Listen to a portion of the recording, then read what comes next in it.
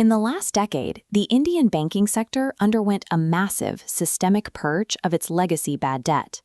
The gross non-performing asset ratio for banks peaked in 2018 at 11.46%, followed by a steep descent to 2.31% by 2025. Filling this refinancing vacuum is a specialized private credit market projected to reach $12.4 billion this year. Beneath this clean surface lies severe operational gridlock. The average insolvency and bankruptcy code resolution time is climbing to 597 days, violating the 330-day target. Billions in capital are trapped in legal limbo as cases drag on. India successfully traded a toxic debt crisis for widespread operational gridlock.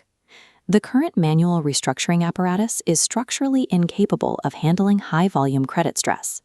The Reserve Bank of India is moving to penalize this systemic sluggishness. The RBI's 2025 draft directions introduce harsh penal provisioning designed to target delayed resolutions. Banks will be forced to set aside up to 35% in additional provisions if a resolution plan is not implemented within 365 days.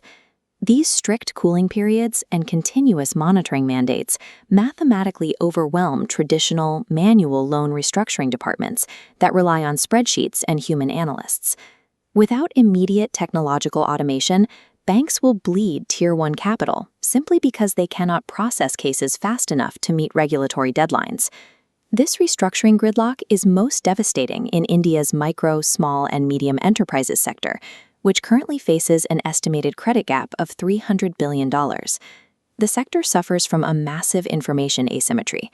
Millions of operationally healthy microbusinesses lack audited financial statements or formal credit histories.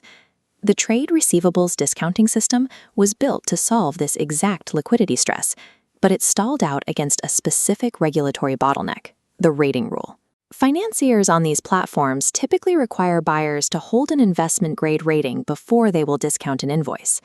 This requirement inadvertently locks out millions of thin-file businesses whose small-scale buyers are unrated. Traditional deterministic underwriting models fail in this environment. They demand physical collateral and perfect paperwork that these enterprises do not possess. Legacy restructuring models punish fundamentally viable businesses merely because they operate without traditional corporate documentation. Bypassing this data blackout requires leveraging India's digital public infrastructure. The maturation of Account Aggregator 2.0 and the launch of the Unified Lending Interface provide the necessary plumbing. These frameworks shift the focus of underwriting away from static credit bureau reports and toward continuous, real-time transaction data. By ingesting live GST outputs and daily UPI flows, lenders can measure the true velocity of a business's cash flow rather than estimating risk through static physical assets. Verified, real-time data effectively replaces physical collateral, neutralizing the information asymmetry trap.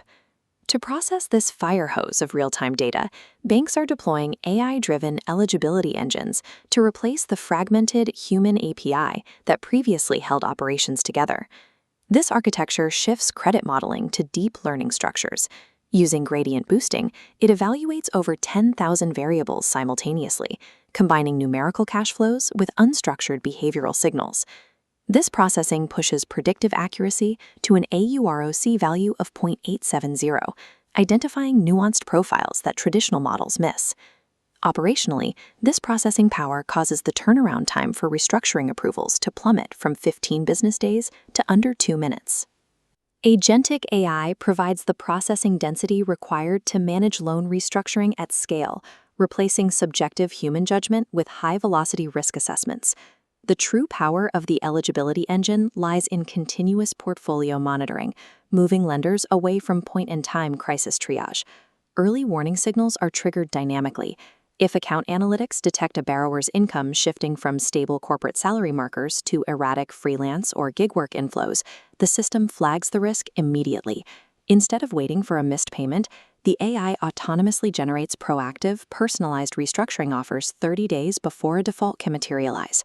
Lenders are also securing these new structures using novel covenants, such as requiring corporate borrowers undergoing AI restructuring to escrow a percentage of their labor cost savings directly into a debt service reserve account.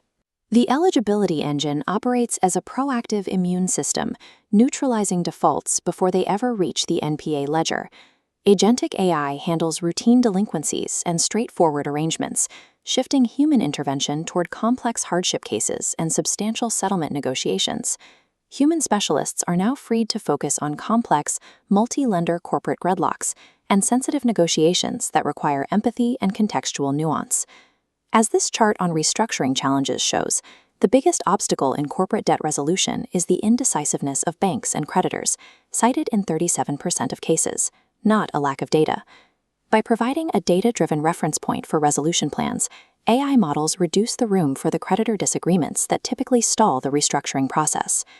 Deploying this technology is mandatory to safely capture the credit growth required for India's projected $7 trillion economy by 2031. The future of banking belongs exclusively to institutions that abandon the manual human API and build the architecture to operate at the speed of data.